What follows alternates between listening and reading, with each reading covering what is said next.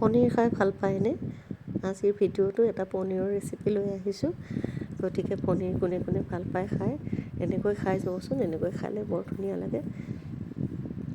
মই হ'লে পনীৰ খাই বহুত ভাল পাওঁ।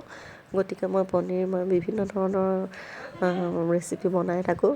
গতিকে আজি মই কেনেকৈনো পনীৰ এইখন চব্জি বনালোঁ তাকে আপোনালোকক দেখাওঁ ব'লক, আহক। এয়া পটল দেখিছে, পটল মই টুকুৰা টুকুৰকৈ কাটি লৈছোঁ, আলু কাটি লৈছোঁ, তাৰপাছত আৰু কেপচিকাম এটা মই এনেকৈ মানে গোটেইখিনি একেটা চাইজতে কাটি ল'ব লাগিব আৰু গোটেইখিনি মই একেটা সমান চাইজত মই কাটি ল'ম। এইখিনি চব্জি ইয়াতে মই পটল, আলু, কেপচিকাম আৰু বিলাহী আৰু এয়া পিঁয়াজো মই ডাঙৰ ডাঙৰকৈ দিছোঁ। পিঁয়াজখিনিও ডাঙৰ ডাঙৰকৈ দিম, সৰু সৰুকৈ মই নাকাটোঁ। ইয়াতে বিলাহীও মই সমান হেৰিতে কাটিম। এইটো বিলাহী বেয়া হৈ গ'ল, গতিকে আকৌ বেলেগ এটা বিলাহী লৈছোঁ। দেখিছে বিলাহীবোৰ কিয় জানো বেয়া মাজতে। আৰু মই গোটেইখিনি সমান চাইজত কাটি লৈছোঁ, ইয়াত দেখিছে আপোনালোকে। আৰু এতিয়া মই পনীৰখিনি কাটি ল'ম, অলপ ডাঙৰ ডাঙৰকৈ কাটি ল'ম আৰু ইমান সৰু সৰু মই নকৰোঁ, কাৰণ ডাঙৰ হ'লে মিক্স ভেজটো, গতিকে ইয়াত সৰু হৈ গ'লে পনীৰখিনি ভাঙি যাবতো। গতিকে মই ডাঙৰ ডাঙৰকৈ কাটি লৈছোঁ পনীৰখিনিও। আপোনালোকে যিমান সৰু যদি ভাল পায় সৰুকৈ কাটি ল'ব।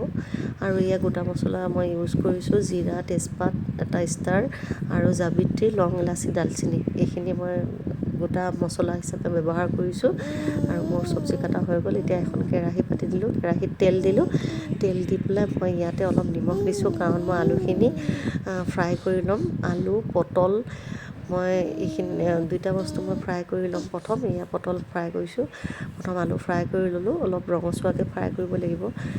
দুইখিনি মই ফ্ৰাই কৰি ল'লোঁ। তাৰপাছত মই পনীৰখিনি ফ্ৰাই কৰি ল'ম। আৰু পনীৰখিনি ফ্ৰাই হ'লে মই ইয়াতে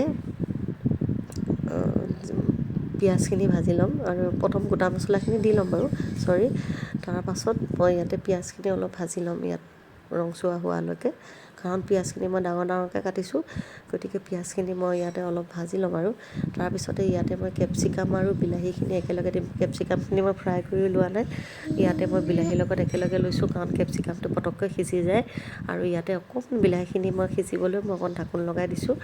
আৰু এয়া বিলাহী অলপ সিজিছে। আৰু তাৰপাছত এতিয়া মই হালধি দিছোঁ, ইয়াতে নিমখ দিয়াই আছিলে। প্ৰথমতে মই নিমখ সৰহকৈ দিছিলোঁ ফ্ৰাই কৰোঁতে আলু, গতিকে নিমখ দিয়াই আছিলে।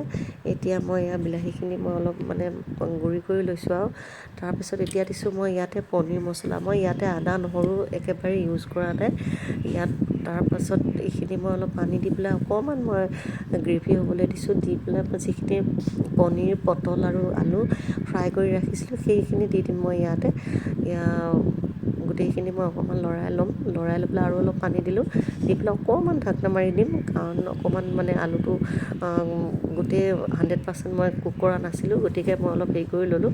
তাৰপিছত আমাৰ পনীৰৰ চব্জি হৈ গ'ল। এনেকৈ আপোনালোকে ভাতৰ লগত সানি খাবও পাৰিব, ৰুটিৰ লগত খাব পাৰিব, পোলাওৰ লগত